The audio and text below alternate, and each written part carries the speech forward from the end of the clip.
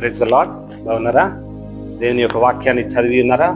మరి నేడు అనుదిన ఆహారంగా యెషయా గ్రంథం 60వ అధ్యాయము 19వ వచనం చదివి ఇంటి వాక్యాన్ని మనం ధ్యానిస్తాం. యెహోవాయే నీకు నిత్యమైన వెలుగవును, నీ దేవుడు నీకు భూషణముగా ఉండును. చూడండి, ఎంత శ్రమల గుండా ఈ లోకంలో నువ్వు, ఈ లోక యాత్రల్లో నువ్వు కొనసాగుచుండగా నీకు చీకటి, నీకు ఇబ్బంది, నీకు బాధలు, నీకు కన్నీరు ఏమి లేదని నువ్వు బాధపడుతూ ఈ లోకంలో ఉంటున్నావా? యేసయ్య నీతోనే మాట్లాడుతున్నా. యెహోవా నీకు నిత్యమైన వెలుగై ఉన్నారు. చూడండి, సూర్యచంద్రులు, నక్షత్రములు ఏమాత్రము వెలిగిస్తాయండి కదా?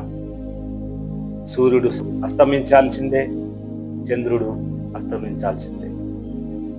కానీ దేవుని యొక్క వెలుగు, శాశ్వతమైన వెలుగు ఎన్నడూనూ అస్తమించదు, ఎన్నడూనూ నీ జీవితంలో చీకటిగా ఉంచదు. ఎన్నో చీకటి బంధకములు నేను చుట్టుకున్నాను, ఎన్నో దుఃఖములు నిన్ను, నీ కుటుంబాన్ని బాధ పెడుతున్నాను, ఎన్నో నిందల చేత నువ్వు బాధపడుతున్నావు కదా? ఆస్తులు లేవని నీకు బాధల, ఎన్ని ఇబ్బందులైన ఎటువంటి పరిస్థితుల్లో నువ్వు ఈ లోకంలో ఉన్నాను. దేవుడు శాశ్వతమైన వెలుగుని ఇవ్వాలని ఆశకుని ఉండగా రండి యేసయ్య దగ్గరికి. దేవుడు తన ప్రజలకు నిరంతరం ఏమై ఉన్నాడు? కాంతి అయి ఉన్నాడు కదా? శాశ్వతమైనటువంటి ఆశీర్వాదాలను ఇచ్చి నిన్ను బలపరచాలని ఆశకుని. ఇలాంటి దేవుని మనం కలిగి ఉండగా నీ దేవుడు నీకు భూషణముగా ఉండెను. చూడండి, ఏందట?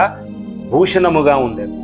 ఈ లోకంలో నువ్వు ఉంచుండగా ఎన్ని బాధల చేత నువ్వు బాధపడుతున్నావో, ఇబ్బందుల చేత నువ్వు బాధపడుతున్నావో, తృణీకరించబడి వారిని దుఃఖపడుతున్నావు, చీకటి ఊబిలో నువ్వు ఉన్నావని బాధపడుతున్నావు.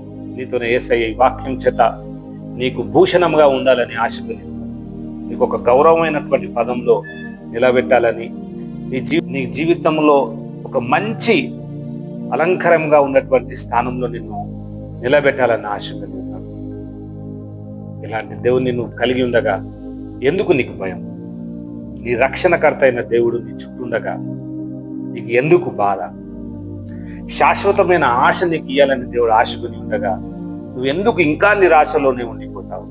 ఈ వాక్యం నీతోనే మాట్లాడుతున్నావు. యవనస్తుడా, యవనస్తురాలా, తల్లిదండ్రులారా, ఈ వాక్యం ఈరోజు మీ హృదయంలో గొప్ప మేలుని ఇవ్వాలని, నిత్యమైన వెలుగు చేత నువ్వు నడిపింపబడాలని, నీ దేవుడైన యెహోవా నీకు భూషణంగా ఉంటూ ఈ లోకంలో ఉన్న ప్రతి విధమైనటువంటి అంధకార క్రియలన్నింటినీ బంధించి నీకు ఉన్నతమైనటువంటి గౌరవాన్ని ఇవ్వాలని ఆశపడి ఉండగా యేసయ్యని విశ్వసించు. ఆయన యొక్క ఆజ్ఞలను గైకొని ఈ లోకంలో ముందుకు వెళ్ళాలని దేవుడు నీతో మాట్లాడాలని ఆశపడి ఉన్నాడు. ప్రార్థన చేసుకున్నాను. స్తోత్రములు నాయన యేసయ్యా, నీకే స్తుతి స్తోత్రాలు చెల్లించుకుంటున్నాం. మా రక్షకానికి వందనాలు నాయన.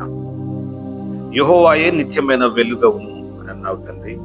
అవునయ్యా, మా వెలుగై ఉన్న దేవానికి స్తోత్రములు. మమ్మల్ని నడిపించువాడా నీకే స్తోత్రములు. మేము చీకటి బంధకంలో పడకుండా నిత్యము నీ వెలుగులో మమ్మల్ని కాచి కాపాడుతున్నావు. అందుకని నీకు వందనాలు, స్తోత్రాలు నాయనా.